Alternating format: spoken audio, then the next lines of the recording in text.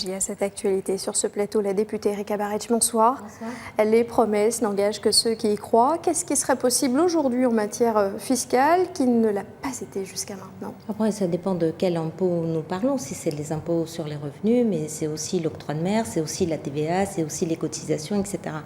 Donc, c'est de savoir de quel impôt nous parlons, sachant que l'impôt sur le revenu, c'est vraiment une toute petite part des cotisations. C'est 7% sur tout ce qui est prélèvement obligatoire. Puis la deuxième question, et c'est là où il ne faut pas être dans la démagogie, il faut d'abord que le rêve promis se transforme, il ne faut pas que le rêve devienne un cauchemar. Parce qu'avec des impôts, c'est aussi des services, c'est aussi de l'éducation, c'est aussi de la sécurité, de la justice, etc.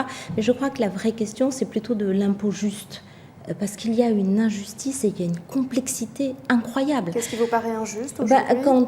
Quand au moment où le gouvernement augmente la contribution sociale généralisée sur les petites retraites et dans le même temps fait disparaître l'impôt sur la grande fortune, en termes de messages reçus par les travailleurs et par les retraités, il y a une grande injustice et c'est véritablement ça qu'on ne peut pas comprendre et qu'on ne peut pas accepter. Des attentes et des annonces sont attendues de la part d'Emmanuel Macron dans les prochains jours. Moins d'impôts à La Réunion, ça pourrait être quoi?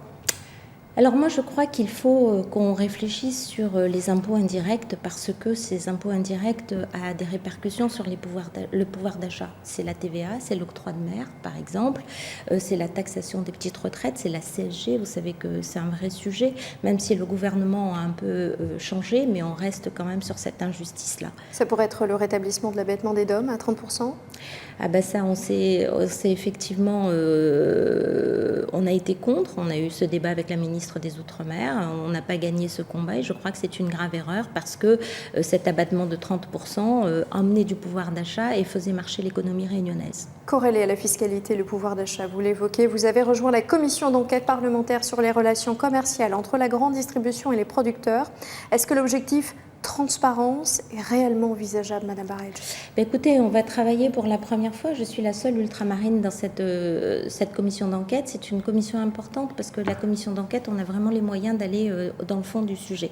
Et moi, plus ce qui m'intéresse, oui, plus que jusqu'à maintenant. Parce qu'il y a déjà eu des rapports, des études. Oui, mais là, c'est parlementaire et c'est avec des moyens très importants. Par exemple, si je vous invite à la commission parlementaire pour vous écouter sur le sujet que vous venez pas, vous aurez une sanction pénale. Donc, vous voyez, on est à un autre niveau.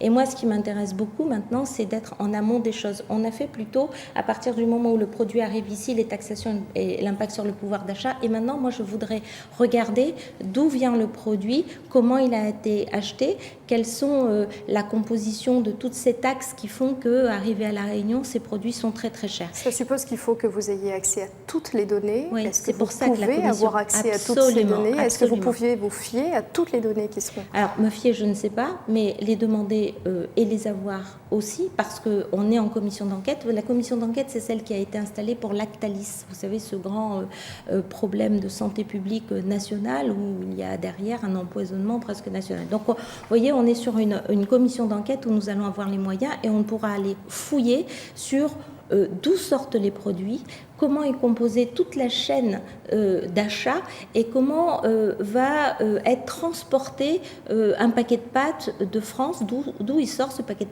pâtes, comment il est transporté de France jusqu'à La Réunion. On sait aujourd'hui que sur le transport, il y a une taxe carburant de 800 € par exemple. Sur cette taxe est appliqué l'octroi de mer, ce qui fait qu'il y a des surcoûts par le consommateur. Donc c'est toutes ces chaînes d'achat, de transport et aller fouiller dans les comptes. Vous dites que cette commission permet aujourd'hui de convoquer des personnes. Vous pensez à qui aujourd'hui? Nous, on va convoquer les acheteurs, ceux qui achètent aux producteurs. Grande distribution, non? D'abord les acheteurs, donc les plateformes d'achat. D'accord. Il y a des plateformes d'achat qui sont nationales. On veut savoir comment font-ils pour acheter leurs produits, à qui achètent-ils ces produits, à quel prix achètent-ils ces produits. C'est le sujet de produits de dégagement en plus, parce que nous voulons aussi dans le même temps protéger la production locale, parce que c'est de l'emploi local, on le rappelle.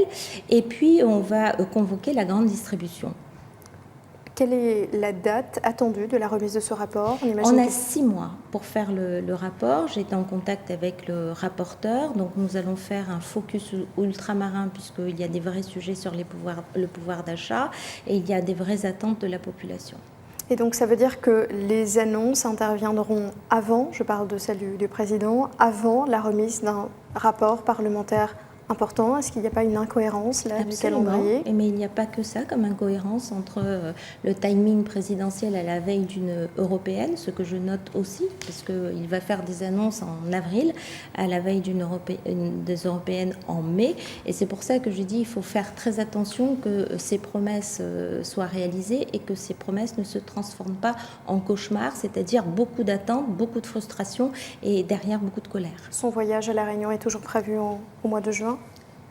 Je crois, j'ai la même information que vous, juin. On arrive au terme de cette discussion. Merci Madame Barej d'être venue sur ce plateau.